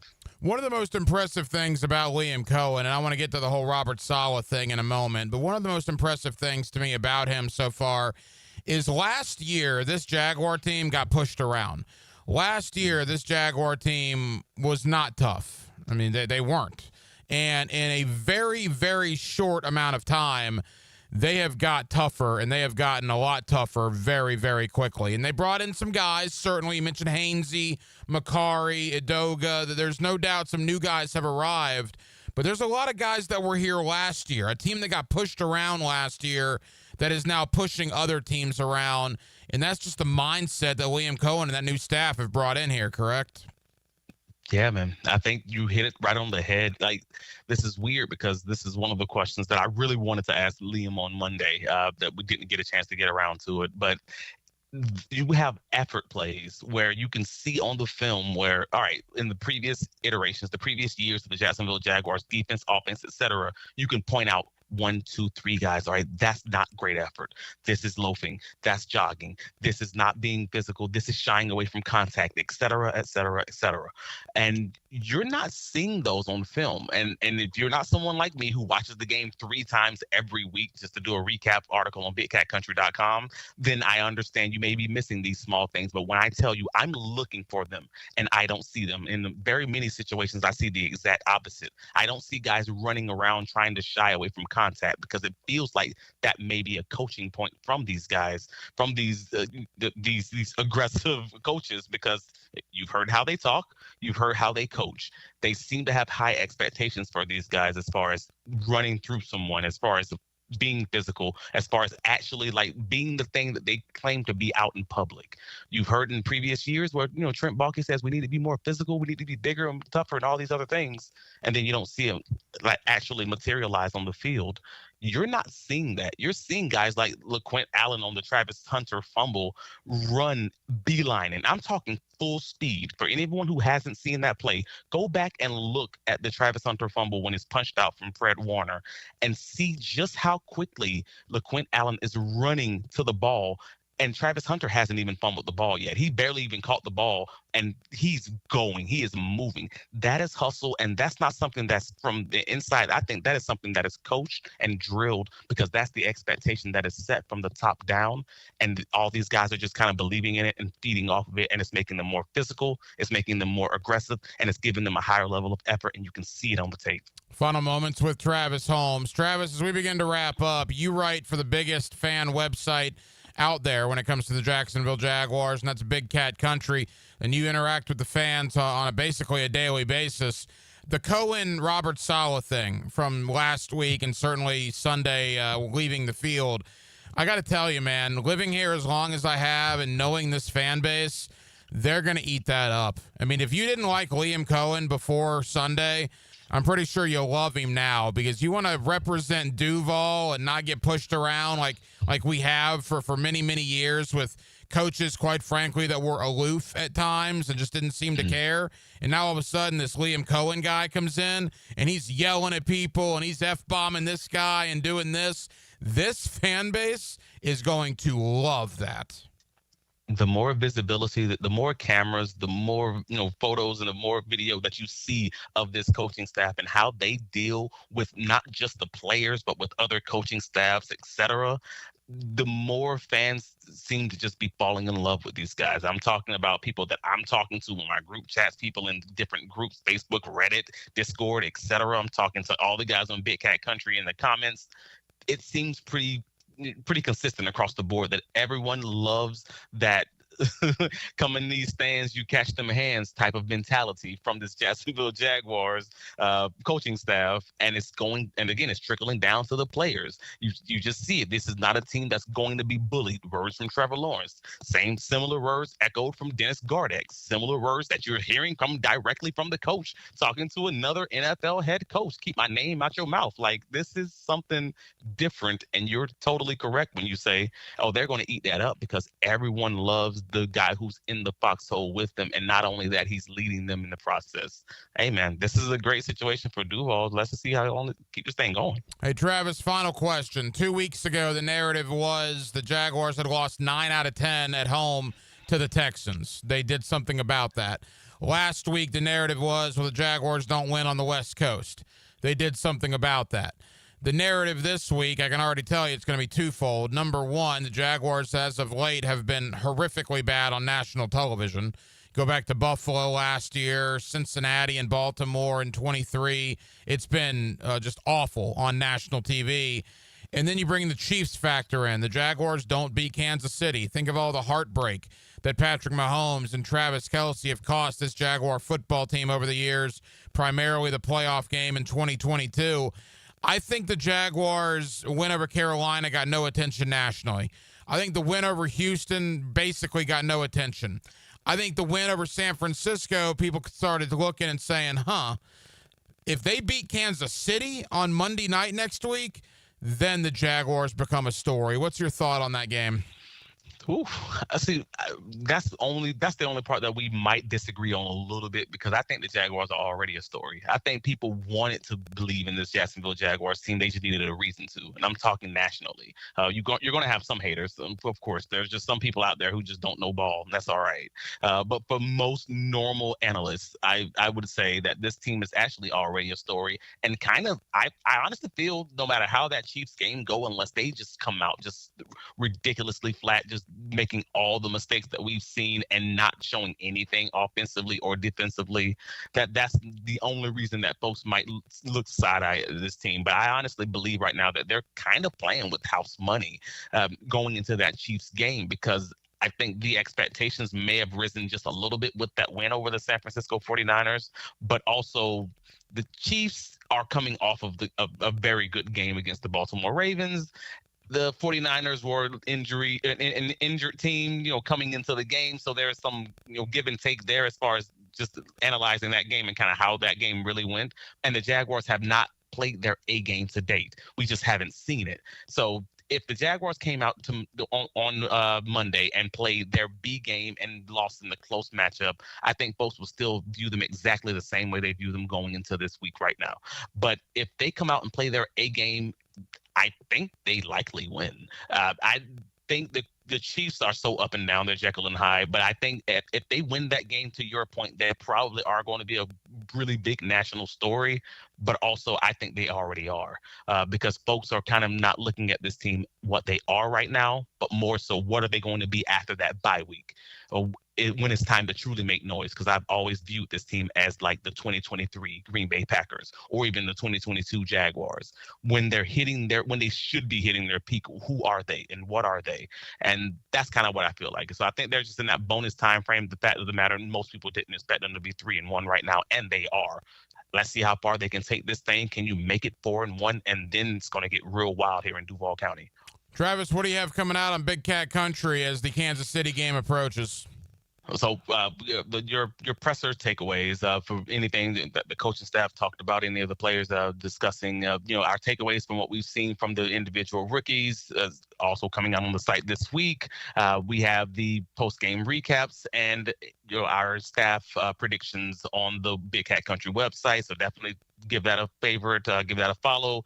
And yeah, definitely hit us up on the Duval Dive podcast. Also, myself and Kyle, the student of the game, Nash, we kind of just talk about what storylines that the fans want to hear about throughout that week. And yeah, we do that on Wednesday at 7:30, and we also have the game preview on Friday. So we're definitely looking forward to this Chiefs matchup. So hopefully they can bring us home that win and make things get very chaotic here in Duval. Travis Holmes, Big Cat Country, and the host of the Duval Dive podcast. Travis, I know you're busy. Thank you for the time. We'll talk soon, man. It's always a great time, sir. A great season often depends on keeping your best players on the field. Let me know if he's ever going to play football again, or do I need to find me another wide receiver? Listen for the personal injury attorneys Farrah and Farrah Injury Update. Jacksonville. Come on, you can't play without me. On 1010XL. Bueller. Stay cooler with Bueller. Hey, Jason, thanks for coming over so quick. Sure thing, pal. What's the big... Whoa! See, I told you there was a smell. Yeah, it smells like... Exactly, or a dead one more like it. You need some fresh air in here. Well, this is the problem, Jason. I've kept everything sealed up tight all summer long so I don't lose all my nice cool air. Now all the dog smells and cooking smells and home gymnasium man cave smells are all building up and I can barely... Dude, where are the Bueller sunglasses I gave you? Oh, I don't know. They must be in my other... Put on my emergency pair. Whoa. Bueller Air and Plumbing can install an air purification add-on to your existing air conditioner. Clean the air of dust and pollen and funky smells while you cool. So I can keep all the cool air I saved up? And your place won't smell like a dead... Stay cooler with Bueller. Visit BuellerAir.com. E to the T here, and Twin Peaks is the best in the game. Here it's bigger game days and bolder fight nights. I mean, where else can you find the scratch kitchen that comes through in the clutch every day, from lunch to late night? Only at Twin Peaks, the #1 sports bar. Come on, somebody. If you missed it, get it on demand. And you send those out on the line.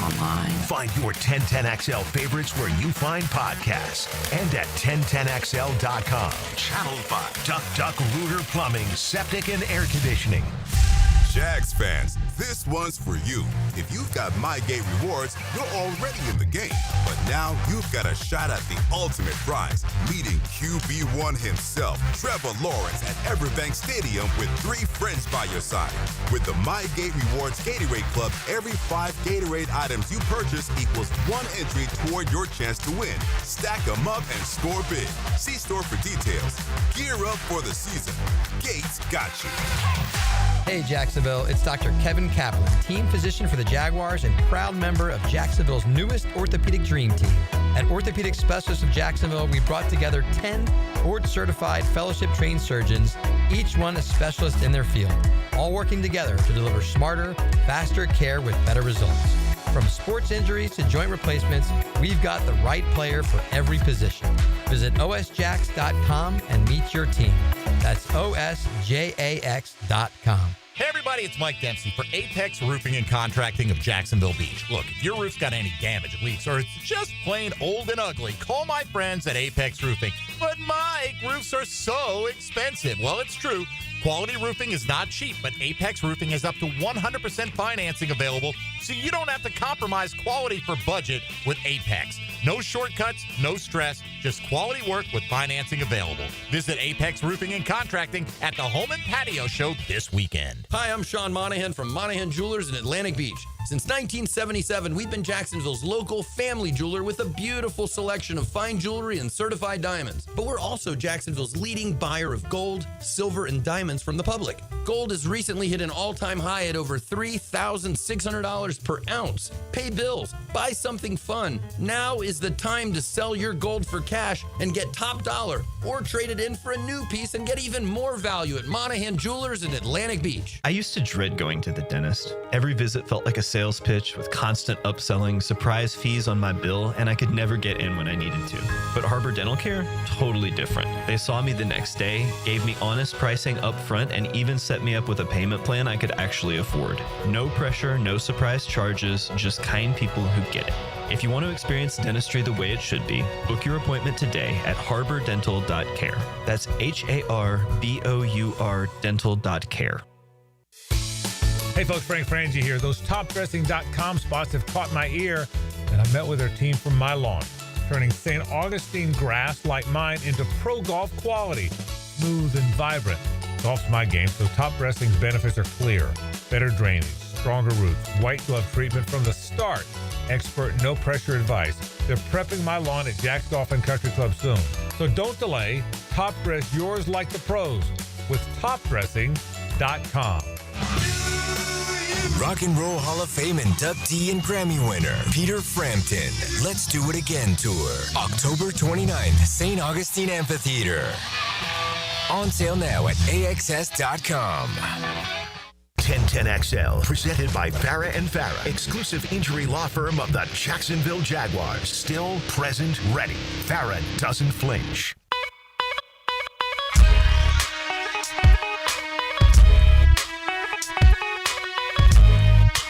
Hacker After Dark on 1010XL. Yes, it is. Glad you're with us on a Tuesday here in Northeast Florida. Hacker After Dark, 1010XL, 92.5 FM. We'll get back into the world of college football in just a moment. And Brent Beard, you see him locally on First Coast News. You also get him weekly here on Hacker After Dark as we'll preview Florida, Texas, as well as Florida State, Miami. That comes up in less than 15 minutes. Major League Baseball playoffs. Boy, we had some drama in the Bronx. Boston took a 3-1 lead into the bottom of the ninth. The Yankees get the bases loaded. Nobody out. Nobody out. Bases juiced. Down 3-1. And Aroldis Chapman got the Red Sox out of that. Finishing it off with a strikeout. Red Sox take a 1-0 lead. That is a heartbreaker for the Yankees. You got bases loaded, nobody out. You're thinking game winner in the bottom of the ninth. Instead, Boston goes out after the bases get loaded, and the Red Sox lead 1-0. Then they flip over to Cincinnati and the Dodgers, the final game of the quadruple header postseason action today. Just in time for Shohei Ohtani to go deep to right field in the first inning for the Dodgers. The guy is a freak of nature. The guy is an unbelievable athlete. Denmark, you were out in Denver earlier this year. You saw the Rockies play the Dodgers, and in fact, you saw Ohtani go deep in the game you were at, correct? Yeah, that he's I was sitting here trying to think of like the athletes that I've seen, like Tebow, how people just lose their mind when they see him, just out and about or at the game. You really don't see that in baseball. Like Mike Trout was really good, but he didn't have this effect. Like I think Buster Olney wrote an article, or it was somebody in The Athletic, how people would like see Ohtani walk by, like when he come off the bus going to the stadium, like they would be crying because they got to see Ohtani. Like, like nobody has that effect on, especially a baseball player in America. And he's just one of those players where, like, you have to stop what you're doing and you have to watch it. Like, when I was in Denver and he came to the plate, like, there was obviously a lot of Dodger fans in Denver, and, the Rockies weren't good this year. And everybody went nuts every time he came to the plate. It was something crazy. Yeah, it's the LeBron James factor kind of in the NBA to an extent. Maybe Tom Brady factor in football. I get it. I don't think I've ever cried seeing an athlete, but I totally understand the sentiment that you're witnessing greatness, you're witnessing history. And along those lines, I bring up LeBron.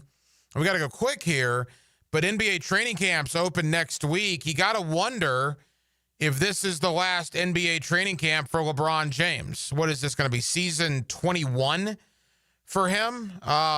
He's over the age of 40. I saw a stat that 70 players on NBA rosters right now, think about this, 70 guys on current NBA rosters were born after LeBron James's NBA debut. That's crazy to think about. I mean, we're not talking about 1 or 2 or 3 or even a dozen guys. 70 guys in the league were born after LeBron made his debut back in 2003. So you talk about witnessing greatness, witnessing history. Enjoy every time you see LeBron this year, because there is a growing sentiment that 2025, 2026 potentially is the last year of LeBron James in the National Basketball Association. It's a big week of college football coming up. Obviously, Florida State, Miami over there in the state capital. You got Texas and Florida as well. Let's talk about all of it, including Billy Napier's future. My buddy Brent Beard, you see him locally on First Coast News. You also get him weekly right here on Hacker After Dark. On a Tuesday night in Jacksonville, Florida, we're with you till 10 o'clock. Glad you're with us. Hacker After Dark on 1010XL and on 92.5 FM. Baloo here for Smoonez Vision. Why Smoonez Vision? Well, I've been with Dr. Neil Smoonez now since I got back to Jacksonville in 2006. 37 years of experience he has. Smoonez Vision is a family organization that focuses on personal high-quality medical and surgical eye care. Dr. Catherine Smoonez is fellowship-trained in cornea and cataract surgery and all refractive surgery. Combined, that's 30 years plus in laser eye surgery. Visit SmoonezVision.com today. Here you can see. Helmets and Heels is returning to Vegas. If you're heading out for the big game, join us at Circa Resort and Casino this October for a Halloween weekend football getaway, featuring Circa room discounts and a huddle up for everyone in the teal and black. Meet Helmets and Heels Friday night, October 31st, then hit the Circa Stadium Swim with temperature-controlled pools and a massive betting screen. For Circa room discounts and more information, visit the 1010XL webpage or circalasvegas.com/huddleup-up. I'm here with Danny Van Sickle, Director of the Electrical Training Alliance. Danny, tell me about your program. Hey, Rick. We're a 4-year electrical apprenticeship. Our students start out making over $40,000 a year, and right now make over $90,000 a year, including benefits. There is no tuition or student debt. You just have to apply and get accepted. Did you say no tuition and no student debt? You heard that right, Rick. Once you're accepted to the program, it only costs for the books and the course fees. About $800 a year. That sounds like an amazing opportunity. How can I learn more? Just go to etajax.org and you can apply there. Apply by November 6th. XL Prime Time is back where they belong. Wait a minute, I know where that is. Lunch is on Joe C., Matt Hayes, and Leon. You could lay a little barbecue on us. From the big #1 Duval Ford Studios. But somebody else is going to have to cook it. Noon to 2 weekdays on 1010XL. It's time for the Plumbing 411 from Superior Plumbing and Pipeline. Clogged drains happen when grease, soap, hair, and debris build up over time. Even tree roots can invade your pipes. All this leads to the annoying water pooling in your sink or tub. Superior Plumbing and Pipeline has the tools and know-how to clear stubborn clogs and keep them from coming back. Don't ignore a slow drain. It could lead to bigger problems. Make the superior choice when your drains are clogged and learn more at superiorplumbingjax.com. Hey Jacksonville, Rick Ballou here. Looking for a brand new truck? Right now, Crew Cab Ram trucks start at just $38,900 at Jacksonville Chrysler Jeep Dodge Ram West Side. And every new retail purchase comes with a lifetime powertrain warranty and no extra cost. From tough Ram trucks to adventure-ready Jeeps, they've got the perfect ride waiting for you. Stop by Commonwealth Avenue or shop online at jaxwest.com. Jacksonville Chrysler Jeep Dodge Ram West Side, proud partner of the Jaguars. Prosser here for Lifetime Enclosures and Lifetime Flooring. Football season is finally here, and with that, hopefully comes cooler weather. And if you've been wanting to upgrade your outdoor living space and just haven't pulled the trigger, you should call the experts at Lifetime Enclosures right now. From glass lanais to screened-in enclosures, Lifetime Enclosures and Flooring is the best in the business. Give them a call today. Lifetime Enclosures and Lifetime Flooring. Showroom just off Phillips Highway. Tell them Prosser sent you. Hi, folks. Jason Parker here with Performance Painting. Ever wonder what to do with leftover paint that you don't want? Here's a few options. Paint can be placed in the regular trash if it's dry. Simply stir in kitty litter to a thick consistency. Then wait a few days with the lid off till it dries. Also, if the paint is good, there's many charities or churches that would love to have it. If you'd like more tips or have a project, we'd love to help. Go to performance-painting.com. Performance Painting. Repair, protect, preserve. Performance Painting. With Lee and Kate's Glass, you're gonna see a big difference. Hey folks, it's Frank Frangie for Lee and Kate's Glass. They say you're going to see a big difference, but what does that really mean? It means a live local person on the phone, a smooth, easy process, skilled craftsmen, and excellent customer service all around, with your satisfaction absolutely guaranteed. Visit LeeandKatesGlass.com. With Lee and Kate's Glass, you're gonna see a big difference. The best value for golf in Jacksonville remains Cimarron, totally reestablished with new tee boxes, improved fairways and greens, also a brand new restaurant with indoor and outdoor settings, and live music. Join the Wild One loyalty program online at Cimarron Golf. When's the last time you played Cimarron? Cimarron Golf Club on 210, the Wild One. How wide is home plate in baseball? Southern Oak Insurance is proud to continue offering coverage statewide. Financial stability makes Southern Oak Insurance a wise choice for your homeowner's insurance needs. Log on to southernoak.com. Our family protecting yours. Southern Oak Insurance. The home plate in baseball is a generous 17 inches wide, although most major league pitchers would think otherwise. Southern Oak Insurance. Our family protecting yours. 1010XL, presented by Farah and Farah, exclusive injury law firm of the Jacksonville Jaguars. When it's game time, Farah doesn't flinch. Now the cool down with Donovan Air, Electric and Plumbing, keeping Jack's cool since '87. Back here on 1010XL at 92.5 FM in the city of Jacksonville. We are glad you are with us. Boy, what a college football Saturday we have in store. Are you kidding me? Texas and Florida in Gainesville. Of course, Florida State, Miami at Doak Campbell Stadium in Tallahassee. And you also got, amazingly enough, a huge game between Alabama and the Vanderbilt Commodores. A little revenge on the mind of the Crimson Tide this year. Let's talk about all of it with my buddy Brent Beard. You see him locally on First Coast News. You also get him weekly right here on Hacker After Dark. Mr. Beard, how are you, my friend? Well, it's an exciting week as we near the midpoint of the season, which is just more than you and I can even admit, right? So, but we're enjoying every minute of it. It's fun. It's good to be back with you, my friend. And we've got a lot of teams in the SEC, particularly that are off this week. We'll get into a little bit of that. But one of the big things that's come out this week is the 2026 SEC Media Days going to Tampa, July 20th through 23rd. Now, again, this is a bit away, but it is news this week. First-time event to be held in Florida. Florida will also have the 27 Florida-Georgia game and the 2028 college football playoff title game. How about that, Hack? If you're the city of Tampa, that's not too bad, is it? No, and they're spreading the wealth with media days. It was in Hoover forever, and I love Hoover. I love the hotel out there. But now it's been to Atlanta, Nashville, Dallas, now to Tampa. They're obviously spreading the wealth with that, and with good reason. It's a well-attended event. It's kind of the kickoff, the unofficial kickoff of the college football season. So Tampa for SEC Media Days in July. Brent, we have an enormous week of football in the state of Florida coming up on Saturday. And the sad part about the Florida-Texas game is it's Florida and Texas. I mean, it's the first time Texas has been to Gainesville, ever? Or at least in a long time. And yet the story before the game is who's going to replace Billy Napier, and that's kind of unfortunate.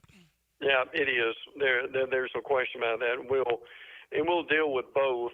I mean, Florida, obviously, with the week off. I'm hoping that helped them.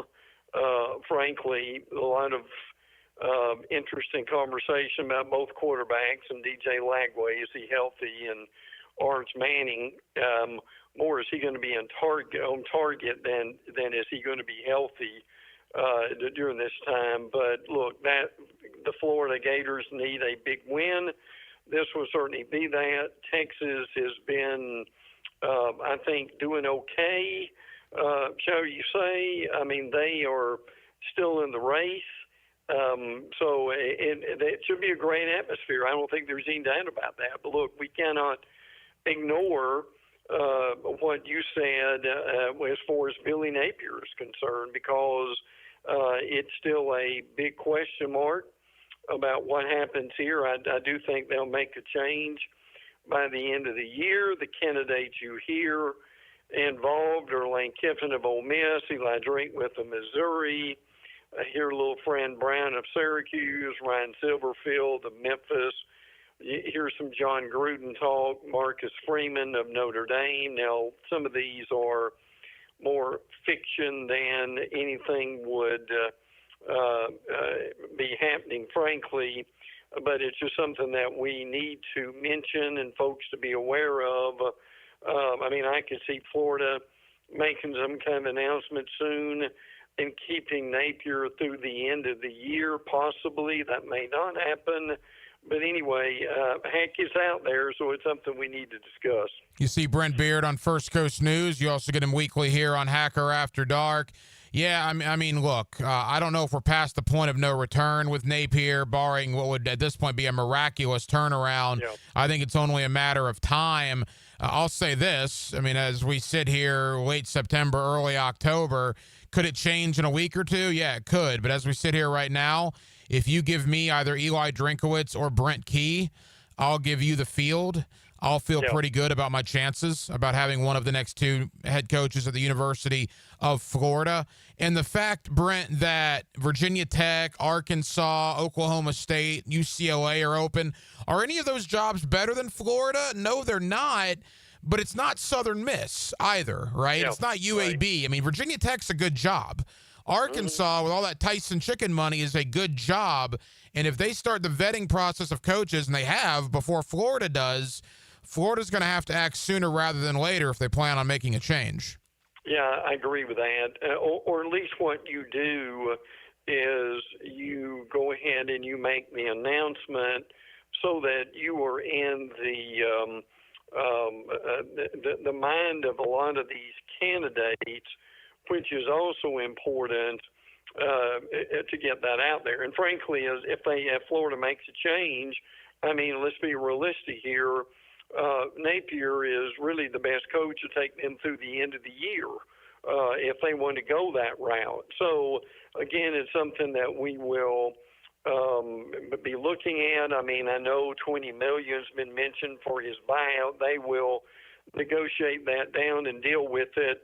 But again, Hank, along with injuries like Dijon Johnson, the cornerback, who is basically, what I understand, out for the year, boy, the Gators need some good news, either with a win or at least something through the coaching situation soon. I agree. And based on the horrendous play of the offense, the play calling, the quarterback situation, I don't know how you can pick Florida to win this game on Saturday, but it will be interesting as Texas comes in at 3:30. Obviously, Tallahassee, Florida, Doak Campbell Stadium Saturday night, Brent. A lot of intrigue. I mean, Florida State a little luster's off after the loss to Virginia. I'll say this, though. Look, if Florida State can beat Miami, you all of a sudden look at that remaining Seminole schedule. Clemson looks awful. Florida, we talked about that disaster. Florida State would be the favorite in every game they have remaining. If they get past Miami, that Virginia loss will be forgotten pretty quickly. Yeah, and by the way, the college football game day really considered going to Florida State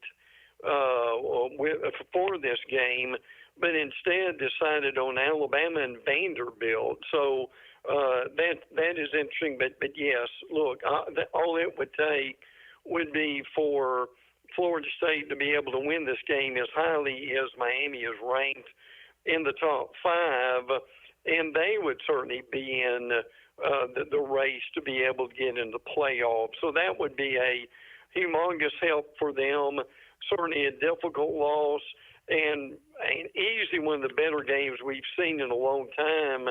Unfortunately, the loss at Virginia, that was quite compelling up until the end of the game. So, but all in all, I think it probably refocused Florida State with this. Boy, Deuce Robinson really looked good, didn't he? Had 9 catches 147 yards. Even quarterback Tommy Castellanos, the starting quarterback at FSU, said, yeah, we needed that loss to refocus us. So that's going to be interesting. The no defense needs to certainly do better against a Miami team that has been very good so far this year. But you know how this rivalry is and how easily anything can happen at any time. Yeah, and it's a big test for Miami. It's their first true road game of the year. In that environment, man, we know what it's going to look like Saturday night at Doak Campbell between Miami and Florida State. That's going to be appointment viewing. Well, there's no question about that. And I think the weather is supposed to be okay and hopefully hold up for that game. But look, heck, this is easily the biggest Florida State-Miami game in quite some time. I think we could certainly argue that with, my goodness, if Miami wins, there'll be talk of a possible undefeated season. An FSU win gets their season back on track and causes people to forget that Virginia lost very quickly, doesn't it? It does. There's no doubt. It's a great opportunity for Florida State. Final moments with Brent Beard. You see him locally on First Coast News. You also get him weekly right here on Hacker After Dark. Brent, I cannot believe I'm saying this, but of the two games that we talked about, Florida, Texas, Florida State, Miami, I might give the nod to Florida State, Miami, but I have this next game as far as compelling over Florida and Texas, and that's the Vanderbilt Commodores and the Alabama Crimson Tide. Who would have ever thought that? But College Game Day will be in Tuscaloosa. Remember, Vandy beat Alabama last year. Vandy rolls in undefeated. Diego Pavia, one of the best quarterbacks in America. There's no way Vandy could do it 2 years in a row, correct? Well, look, this is going to be a real challenge for Alabama to get the right mindset after a tremendous win over Georgia. And really, I mean, look, I know the game was in the 20s, but it was still a very good game. A lot of offense early, and the defenses took over in the second half. And by the way, you mentioned Diego Pavia a few minutes ago, the Vanderbilt quarterback. Certainly he is in the talk about the Heisman. Gosh, if Ty Simpson continues to play the way he has with 11 touchdowns and 0 interceptions, he could be in that mention too. And Alabama's got a couple of guys who are now out for an extended time. Quay Russaw, John Marine Latham is a neck injury. He's out for the rest of the year. Russaw for an extended amount of time. But at the same time, with Pavia, Vanderbilt has played extremely well, and really that Vanderbilt coaching staff deserves a lot of credit. So, frankly, amazingly, Hank, in game day, thought about going to Tallahassee, but they're going to also be in Tuscaloosa, as we talked about. So that's going to be interesting. And now I'm not kidding about this. They're in Tuscaloosa more to talk about Vanderbilt than they are Alabama. What does that tell you about this game? It's something we've certainly haven't seen basically forever, that Vandy is kind of the story coming in. Brent, we got 60 seconds. Final question. Sam Pittman already lost his job with Arkansas. We've talked about Billy Napier being on the hot seat in Gainesville. Status report on both Hugh Freeze and Mark Stoops. Look, both of them are kind of walking on eggshells, frankly. Auburn has the week off, but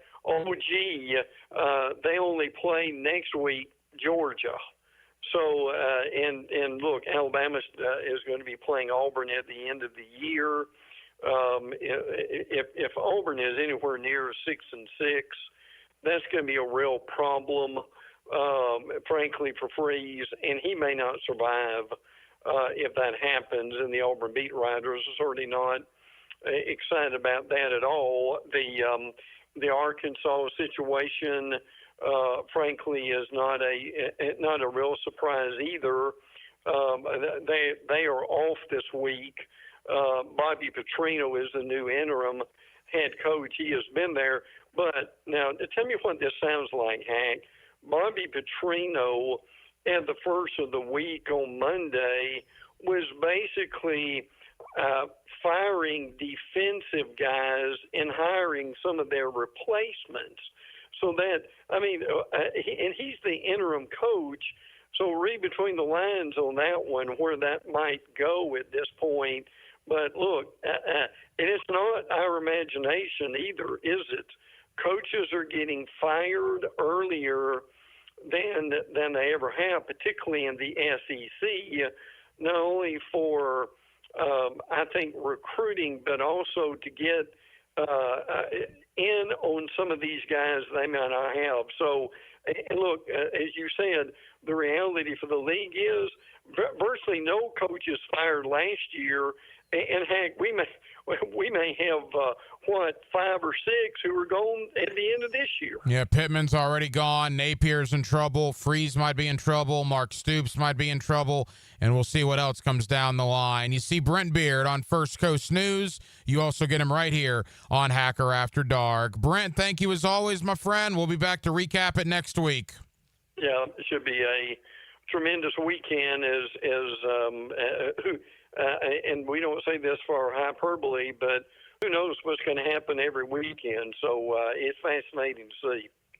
And thank you to my friend Brent Beard. You see him locally on First Coast News. You also get him weekly right here on Hacker After Dark. As what a Saturday it's going to be here in the state of Florida. Obviously with Florida and Texas and Gainesville.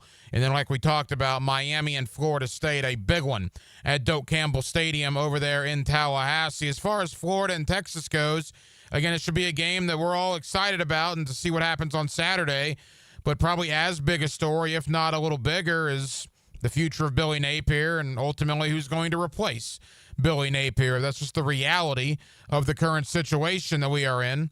When it comes to Miami and Florida State, a little bit of the luster's off because of Florida State's loss to Virginia, but that loss can be easily forgotten if Florida State can beat Miami on Saturday, a top 5 ranked Miami football team, their first true road game of the year in what will be a crazy environment there at Doak Campbell Stadium on Saturday night in the state capital. So we certainly spent a lot of time on that, and as you can imagine, spent a ton of time on the Jacksonville Jaguars. Now, usually we're down in the Miller Electric Center on Wednesdays, but because of Monday Night Football, it's pushed back to Thursday this week, so we will bask in the glow of the victory over San Francisco for one extra day, and then we will begin turning the page tomorrow as preparations will get underway for the Kansas City Chiefs.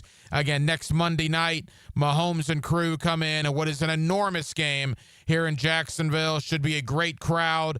I know some tickets are still available. If you don't go to this game, Monday Night Football, only primetime game of the year, Mahomes and Kansas City coming in. The Jaguars are 3-1 for the first time since 2018. Whew.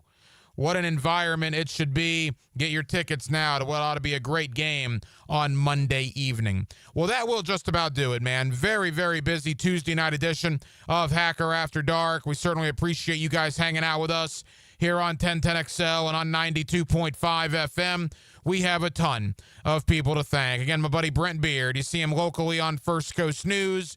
You get him weekly right here on Hacker After Dark. Thank you to Travis Holmes of Big Cat Country. You also see Travis as the host of the Duval Dive podcast. Always enjoy talking Jaguar football with Travis Holmes. And back in hour number 1, Bill Bender, national college football writer for the Sporting News, as we took a deep dive into Florida State and Miami, likewise Florida and Texas, and potential replacements if/when Billy Napier is excused as the head coach at the University of Florida. Now, we will be back tomorrow night on a Wednesday, and we will do it all over again beginning at 8 o'clock. Dylan Denmark was your producer tonight. Dylan, great job as always. I'm the hacker Ryan Green. And again, Jacksonville, thank you for spending part of your Tuesday evening with us right here on Hacker After Dark on 1010XL and on 92.